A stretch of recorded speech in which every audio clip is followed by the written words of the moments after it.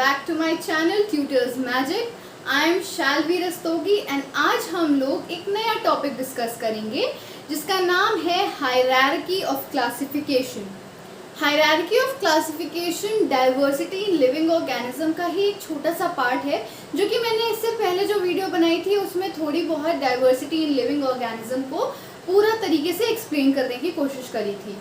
इस वीडियो में हम लोग बात करेंगे कि हायरार्की ऑफ क्लासिफिकेशन क्या होता है, हायरार्की ऑफ क्लासिफिकेशन किस तरीके से क्लासिफिकेशन के ऊपर कम्प्लीटली डिपेंडेंट है, और इसमें कुछ ऐसे टर्म्स होते हैं जो आगे चैप्टर्स में बहुत ही ज़्यादा यूज हुए हैं। तो सबसे पहले इसमें हम बात करते हैं कि कुछ ऐसे टर्म्स जो कम्प्लीटली इस क्लासिफिकेशन में बेस्ड हैं। सबसे पहला जो टर्म है वो है हायरार्की खुद। हायरार्की जो होता है ये क्या होता है, जैसा कि टॉपिक है हायरार्की ऑफ क्लासिफिकेशन। अब इसमें सबसे पहला ही अगर शब्द हमें नहीं समझ में आएगा तो हम कैसे आगे जस्टिफाई करेंगे या कैसे डिफाइन करेंगे उसको। तो सबसे पहले हायरार्की जानना ज़रूरी है। हायरार्की मतलब होता है अ सिस्टम ऑफ अरेंजमेंट, ये इसकी डेफिनेशन है। A system of arrangement for the classification in which organisms are placed in orders of logical sequence। मतलब कि ये एक ऐसा सिस्टम होता है, ये एक ऐसा अरेंजमेंट होता है क्लासिफिकेशन का, जिसमें ऑर्गेनिजम्स जो होते हैं वो एक लॉजिकल सीक्वेंस में अरेंज करे जाते हैं। जैसे कि higher organisms to lower organisms, इनको अरेंज किया जाता है एक लॉजिकल सीक्वेंस में, उसको हम हायरार्की कहते हैं। जो सेकंड टर्म है वो है हमारा टैक्सॉन। अब ये टैक्सॉन क्या होता है, इसकी भी डेफिनेशन है a unit of classification of organism which represents a definite category at any level of classification is known as taxon। अब इसका मतलब क्या होता है कि एक ऐसा यूनिट क्लासिफिकेशन का जिसमें ऑर्गेनिज्म जो होता है उनको रिप्रेजेंट किया जाता है, कैसे, एक उनकी पर्टिकुलर कैटेगरी को लेकर के किसी भी लेवल पे। अगर हम बात करते हैं किसी भी स्पीशीज़ की, तो जो स्पीशीज़ की हम बात करेंगे वो एक यूनिट होगी और उसको क्लासिफिकेशन में रिप्रेजेंट किया जाएगा एक डेफिनेट कैटेगरी के अंदर या एक लेवल के अंदर। जो कैटेगरी होगी उसके अंदर हम इसको आइडेंटिफाई करने के लिए या क्लासिफाई करने के लिए रखेंगे। ये दो टर्म्स जो हैं हायरार्की और टैक्सॉन बहुत ही ज़्यादा इम्पॉर्टेंट हैं, इसीलिए मैंने इसकी डेफिनेशन भी यहाँ लिख दी। उसके बाद यहाँ पे कुछ साइंटिस्ट हैं ऐसे जिन्होंने 5 किंगडम क्लासिफिकेशन को या 2 किंगडम 3 किंगडम क्लासिफिकेशन को डिस्क्राइब किया है या डिस्कवर किया है। हम लोग इसमें बात करते हैं 5 किंगडम क्लासिफिकेशन की। तो जो 5 किंगडम क्लासिफिकेशन है उसको डिस्कवर किया था रॉबर्ट विटेकर ने इन द ईयर 1959। उन्होंने क्लासिफिकेशन ऑफ ऑर्गेनिजम्स दिया था, अपना एक थ्योरी दी थी, अपनी एक डिस्कवरी करी थी, जिसमें उन्होंने 5 किंगडम्स के बारे में बताया था। वो 5 किंगडम्स थे Monera, Protista, fungi, Plantae and animalia. ये 5 किंगडम्स के बारे में हमें इस पूरे टॉपिक में पढ़ना है या इस पूरे चैप्टर में पढ़ना है, जो कि आगे आने वाली वीडियोस में मैं आपको बताऊंगी या पढ़ाऊंगी। इसमें हम पढ़ते हैं कि रॉबर्ट विटेकर जो हैं उन्होंने 5 किंगडम क्लासिफिकेशन तो दिया, जैसे मोनेरा, प्रोटेस्टा, फंजाई, प्लांटी और एनिमेलिया। उसमें भी इन्होंने आगे डिस्कवरी करी और उसमें भी इन्होंने क्लासिफिकेशन दिया। जो क्लासिफिकेशन की बात यहाँ पे हम कर रहे हैं उस क्लासिफिकेशन को भी इन्होंने जस्टिफाई किया और एक लॉजिकल सीक्वेंस दिया। वो लॉजिकल सीक्वेंस क्या था, वो 7 पॉइंट्स थे उसके, जिसमें किसी भी ऑर्गेनिज्म को क्लासिफाई करते हैं। तो वो जो 7 ऐसे पॉइंट्स थे वो कौन कौन से थे, सबसे पहले हम देख लेते हैं। सबसे पहले जो था वो था किंगडम में। रॉबर्ट विटेकर ने किंगडम में सबसे पहले इसको क्लासिफाई किया कि कोई भी स्पीशीज जो होगी वो सबसे पहले किंगडम में रखी जाएगी, उसका सबसे पहले किंगडम जानना जरूरी होगा। फिर उसके बाद इन्होंने जस्टिफाई किया फाइलम। अगर हम किसी एनिमल के बारे में बात करते हैं अगर हम किसी एनिमल की या एनिमल की कोई भी स्पीशीज के बारे में बात करते हैं तो हम वहाँ पे लिखेंगे कि उस एनिमल का फाइलम ये है। पर अगर हम किसी प्लांट की बात करते हैं तो प्लांट में हम फाइलम नहीं ऐड करेंगे, प्लांट में हम बात करेंगे डिवीजन की।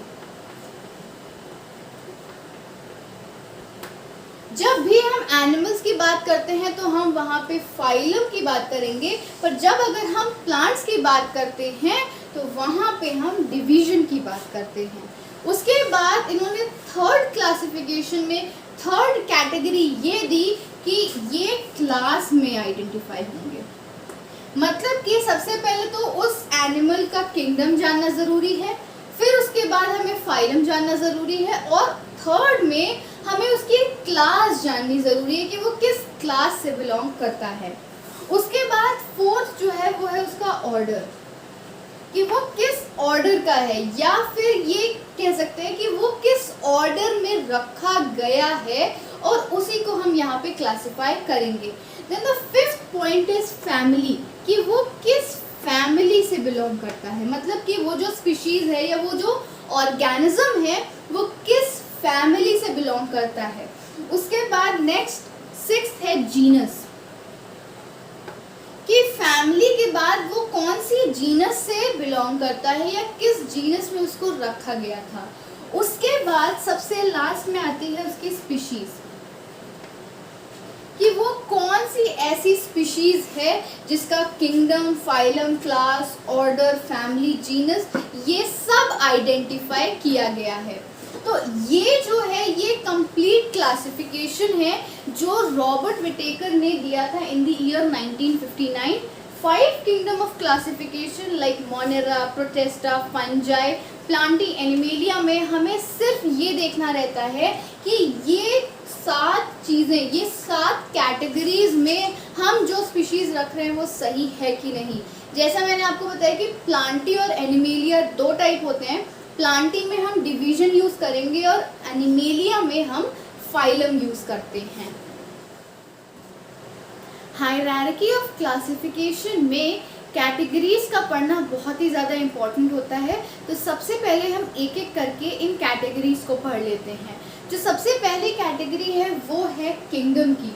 किंगडम जो है इसकी हाईएस्ट कैटेगरी है और इसकी डेफिनेशन है highest category of taxonomic study consist of organism distinguishing in set of common characters.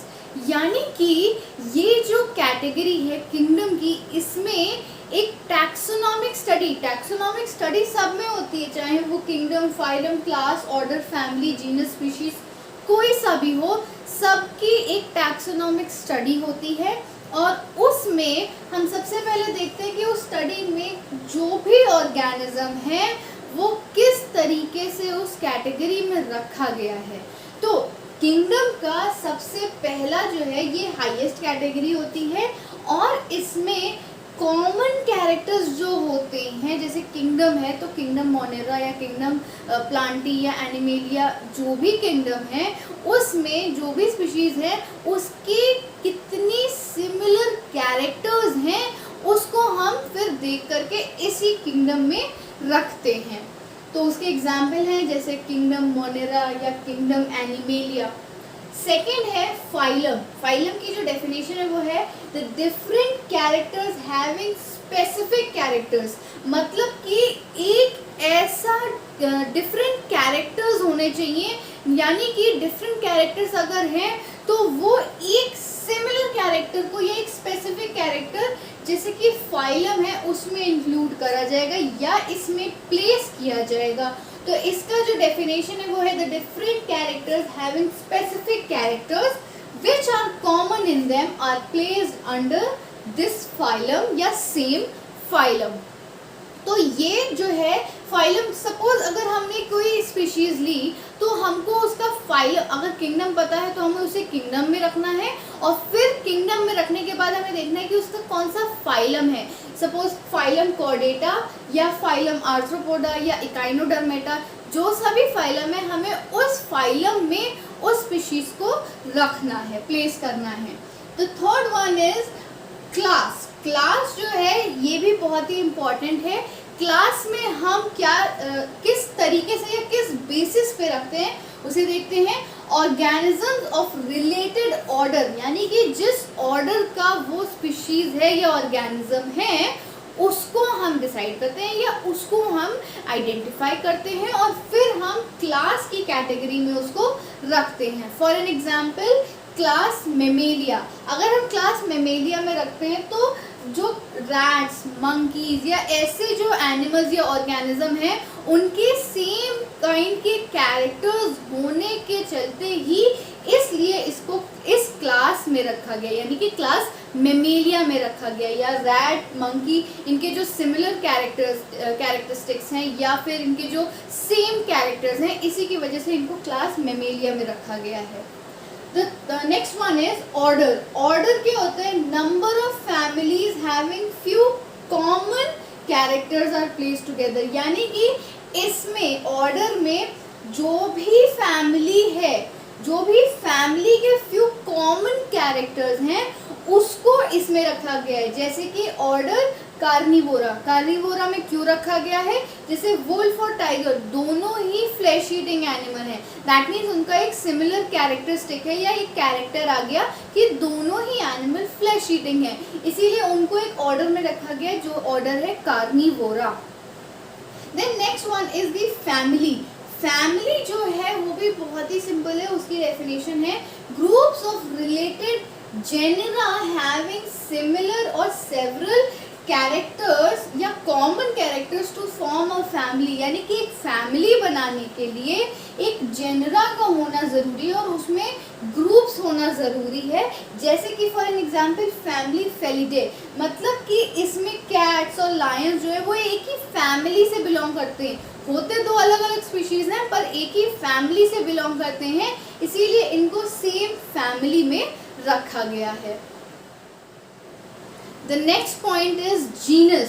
इसकी जो डेफिनेशन होती है वो होती है consist of closely related species ranked higher than species, यानी कि इनके जो ऑर्गेनिजम्स होते हैं वो रिलेटेड तो होते हैं आपस में पर स्पीशीज से एक लेवल हायर होते हैं। फॉर एन एग्जाम्पल डॉग और वुल्फ, डॉग और वुल्फ जो होते हैं वो दोनों सिमिलर या सेम कैरेक्टर्स शो करते हैं या कह सकते हैं क्लोजली रिलेटेड होते हैं पर स्पीशीज से एक लेवल हायर होते हैं। यानी कि अगर हम बात करें, अगर पर्टिकुलर एक एनिमल की या एक ऑर्गेनिज्म की बात करें तो ये एक स्पीशीज होगा, पर अगर हम दो को कंपेयर करें तो वो क्लोजली रिलेटेड हैं और इसीलिए उनको जीनस में रखा गया और इनकी जीनस जो है वो है कैनिस। द लास्ट टॉपिक है स्पीशीज। स्पीशीज जो है वो एक बेसिक यूनिट होता है क्लासिफिकेशन का। इसमें क्या होता है, ये ग्रुप ऑफ इंडिविजुअल्स होते हैं या ऑर्गेनिजम्स होते हैं जो कि केपेबल होते हैं to give birth to fertile offsprings या यंग वंस, यानी कि ये केपेबल होते हैं टू प्रोड्यूस और टू रिप्रोड्यूस देयर ऑफस्प्रिंग्स। तो इसका एग्जाम्पल जो है जैसे हॉर्स है या हम ह्यूमन बींग्स हैं, इनके साइंटिफिक नाम भी लिखे हुए हैं। जैसे हॉर्स का जो है वो है इक्वस कैबलस एंड ह्यूमन बींग्स का जो है वो है होमो सेपियंस। तो ये 7 कैरेक्टर्स थे या कैटेगरीज थी जिनके बाद हमें हर ऑर्गेनिज्म को इसी तरीके से इन्हीं 7 कैटेगरीज या 7 कैटेगरीज में आइडेंटिफाई करना होता है और उनको क्लासिफाई करना होता है। आई होप आपको ये वीडियो समझ में आई हो। अगर आई हो तो please hit that like button and subscribe to my channel and please press the bell icon जिससे आगे आने वाली वीडियोस भी आपको मिल जाएं। और अगर आपको इस वीडियो में कोई भी डाउट है या कोई भी कंफ्यूजन है तो आप नीचे कमेंट्स कर सकते हैं, मैं आपका वहाँ पे भी सॉल्व कर दूँगी। Thank you so much.